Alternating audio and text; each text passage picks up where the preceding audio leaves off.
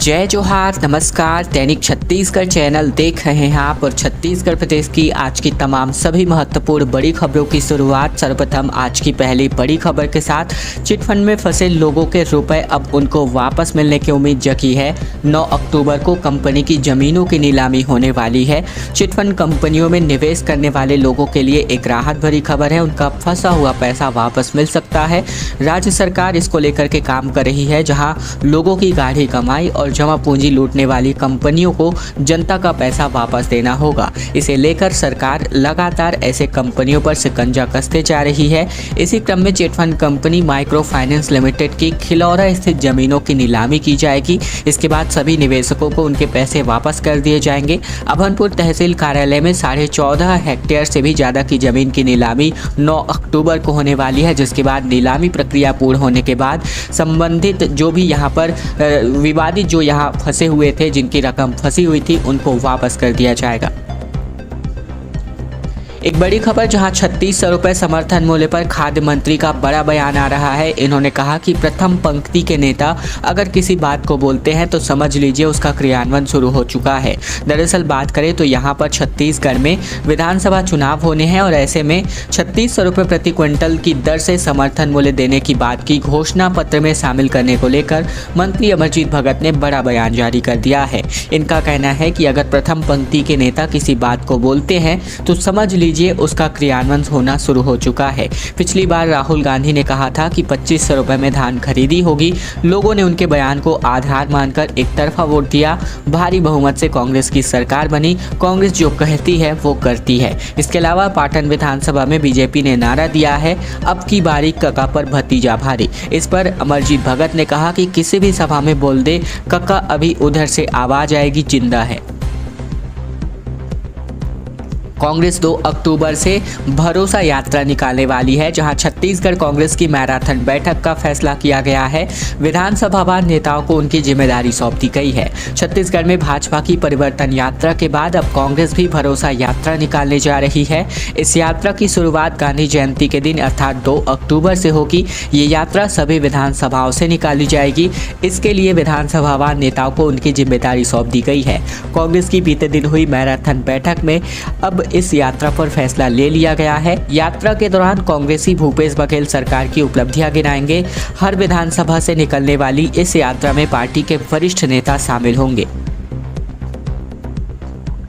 विश्व बैंक से तकरीबन 2500 करोड़ रुपए मिलने वाले हैं छत्तीसगढ़ की सरकार को, जिसके माध्यम से स्कूलों की दशा को सुधारने का काम किया जाएगा।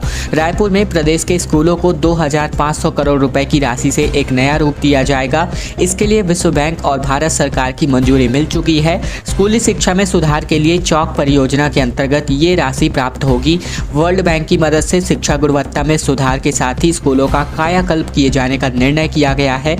इसके अंतर्गत छत्तीसगढ़ शासन को पहले चरण में 400 करोड़ और इस परियोजना के माध्यम से अगले 5 वर्षों में यानी सितंबर 2028 तक विश्व बैंक के द्वारा $300 मिलियन अर्थात 2500 करोड़ रुपए की सहायता राशि प्राप्त होगी। बच्चों की उपलब्धि में सुधार के लिए विभिन्न कार्य, पाठकों की मांग के आधार पर नए स्वामी आत्मानंद विद्यालयों का प्रारंभ, सुदूर अंचलों में संचालित स्कूलों की अधोसंरचना में यानी इंफ्रास्ट्रक्चर में सुधार सहित अन्य कार्य इसी के माध्यम से किए जाएंगे। एक माह के अंतर्गत दूसरी बार छत्तीसगढ़ के दौरे पर राहुल गांधी आने वाले हैं, जहां 25 सितंबर को बिलासपुर में भरोसे का सम्मेलन आयोजित होगा। ग्रामीण आवास न्याय योजना की शुरुआत भी यहीं से होने वाली है। राहुल गांधी 25 सितंबर को छत्तीसगढ़ दौरे पर आ सकते हैं।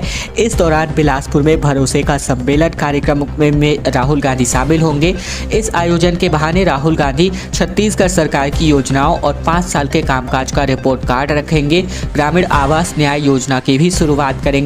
राहुल का ये 1 महीने में दूसरी बार प्रवेश का दौरा होने वाला है। इसके पहले 2 सितंबर को नवा रायपुर में आयोजित किए गए राज्य युवा मैदान सम्मेलन में राहुल गांधी शिरकत किए थे। आयोजन में 2 लाख से अधिक युवा भी शामिल हुए थे।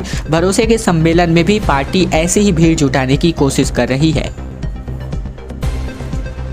रंगीन रोशनी के माध्यम से अब जगमगाएगा बस्तर का चित्रकूट वाटरफॉल। अब पर्यटक जो है रात में भी इस एशिया के नियाग्रा की खूबसूरती का लुत्फ उठा सकते हैं। इसके लिए ट्रायल भी यहाँ सक्सेसफुल हो चुका है।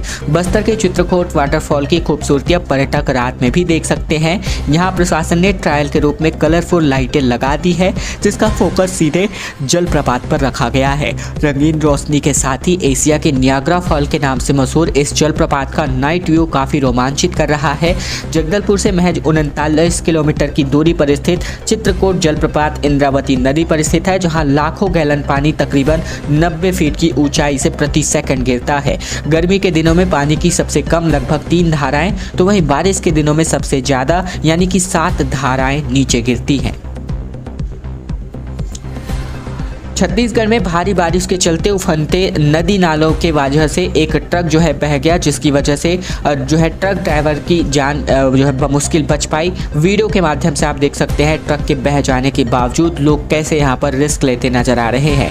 छत्तीसगढ़ के बलौदाबाजार जिले के पलारी ब्लॉक में भारी बारिश होने की वजह से नदी नाले उफान पर है। लवन खतरोरा मार्ग पर एक ट्रक जो है कोवाडी नाले के पुल के नीचे गिर गया।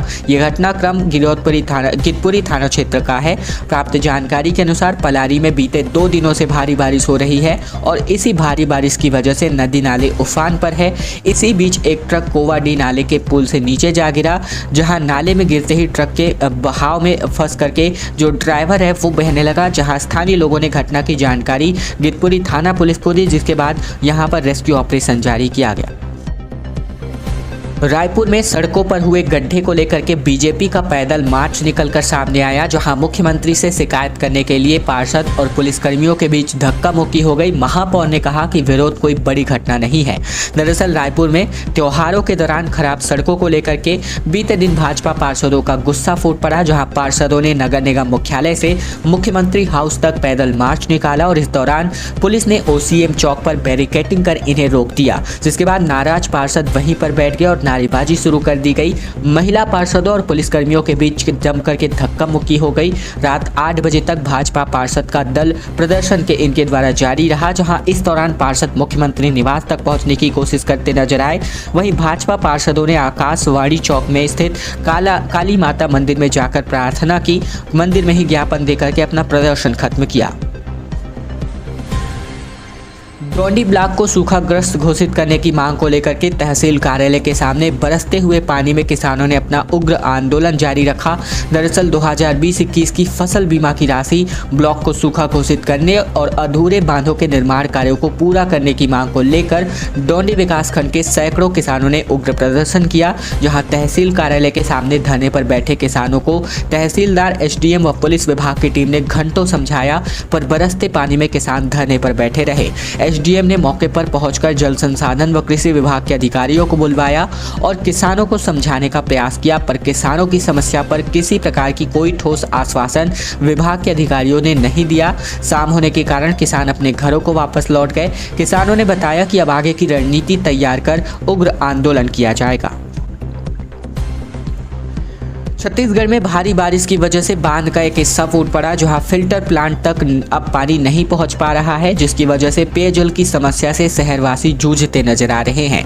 भारी बारिश के चलते डोंगरगढ़ शहर की पेयजल आपूर्ति करने वाली पनियाजोब बांध का एक हिस्सा टूट चुका है, जिसकी वजह से फिल्टर प्लांट तक पानी नहीं पहुँच पा रहा है। भारी बारिश के बीच एक ऐसी स्थिति उत्पन्न हो जाने की वजह से मरम्मत करने में भी कठिनाइयां हो रही हैं, जिससे आम लोगों को पेयजल की समस्याओं से जूझना पड़ रहा है। बांध की मरम्मत होते तक शहर के कई वार्डों में पानी सप्लाई नहीं होगी। वहीं बारिश की वजह से डोंगरगढ़ शहर में बारिश का पानी नालियों से होते हुए शहर की सड़कों पर आ चुका है और कई जगह बाढ़ के हालात बने हुए हैं।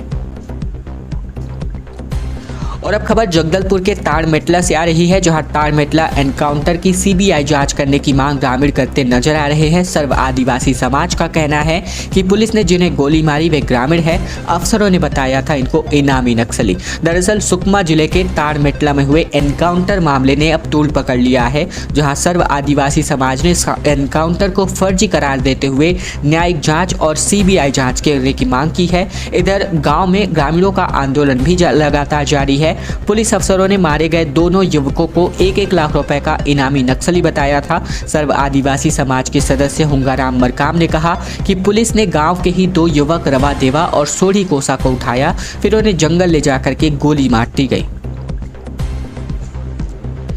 शिवसेना ने छत्तीसगढ़ में अपने प्रत्याशियों की पहली सूची जारी की है, जिसमें 20 नामों का ऐलान किया गया है। घोषणा पत्र में कहा कि बुजुर्गों विधवाओं को 5,000 रुपये प्रतिमाह पेंशन दिया जाएगा। विधानसभा चुनाव के मद्देनजर शिवसेना ने बीते दिन छत्तीसगढ़ में प्रत्याशियों की पहली सूची जारी कर दी है।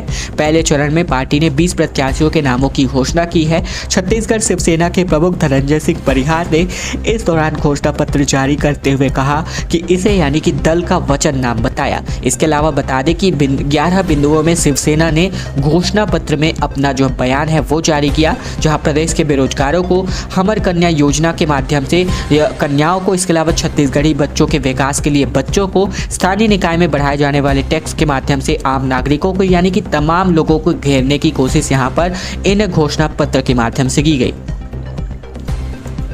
छत्तीसगढ़ कांग्रेस में मैराथन बैठकों का दौर जारी है, जहां प्रदेश प्रभारी कुमारी शैलजा समितियों की बैठक लगातार ले रही हैं। टिकट वितरण और चुनावी अनुशासन पर भी यहां चर्चा होनी है। छत्तीसगढ़ कांग्रेस मुख्यालय में यानी कार्यालय में बीते दिन भर बैठकों का दौर जारी रहा, जहां प्रदेश प्रभारी कुमारी शैलजा चुनाव समिति समेत अलग अलग समितियों की बैठक ले चुकी हैं। कुछ बैठकों में मुख्यमंत्री बघेल भी शामिल करे हुए थे। फिलहाल प्रोटोकॉल समिति की बैठक हो रही है, जिसमें कुमारी शैलजा, उप मुख्यमंत्री सिंहदेव और प्रदेश अध्यक्ष दीपक बैज, मंत्री अमरजीत भगत मौजूद हैं। बैठकों में चुनावी रोड मैप के साथ साथ अनुशासन और प्रोटोकॉल को लेकर भी चर्चा होनी है। आवारा कुत्तों के दौड़ाने की वजह से 9 साल की बच्ची जो है कुएं में जा गिरी, जिसकी वजह से उसकी मौके पर ही जान चली गई। छत्तीसगढ़ के विश्रामपुर की ये घटना सामने आ रही है, जहां सतपता गांव में आवारा कुत्तों के दौड़ाने की वजह से एक 9 साल की बच्ची खुले कुएं में जा गिरी। जहां जीनत नाम की एक लड़की 9 साल की जो मदरसा से पढ़ करके अपने घर को वापस जा रही थी, तभी अचानक आवारा कुत्तों ने उसे यानी बच्ची को दौड़ाया। तब बच्ची अपनी जान बचाने को लेकर के भागने लगी। उसी दरमियान खुले कुएं में गिर गई, जिसकी वजह से उसकी पानी में डूबने की वजह से जान चली गई। सूचना मिलते ही बच्चे के शव को निकालने के लिए एनडीआरएफ की टीम ने रेस्क्यू ऑपरेशन चलाया और तकरीबन 1 घंटे की मशक्कत के बाद बच्ची के जो बॉडी है उसको कुएं से बाहर निकाला गया।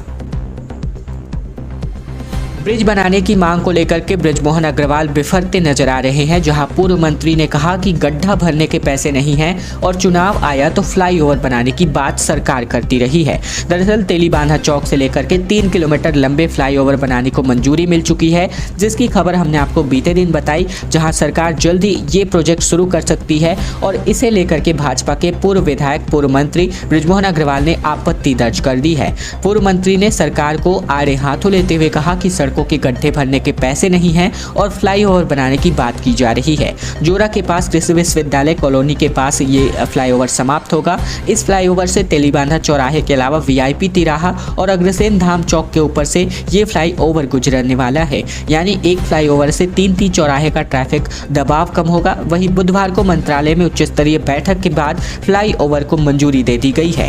खैर दोस्तों, आज की खबरों का सिलसिला बस यही तक का था। अगर आपको यह वीडियो पसंद आए तो वीडियो को लाइक करना मत भूलिएगा। चैनल पर अगर आप नए हैं तो चैनल को भी जरूर से सब्सक्राइब कर लीजिएगा, ताकि प्रतिदिन की महत्वपूर्ण खबरें, छत्तीसगढ़ के समाचार बिना किसी रुकावट रोजाना हम आप तक पहुंचा सके।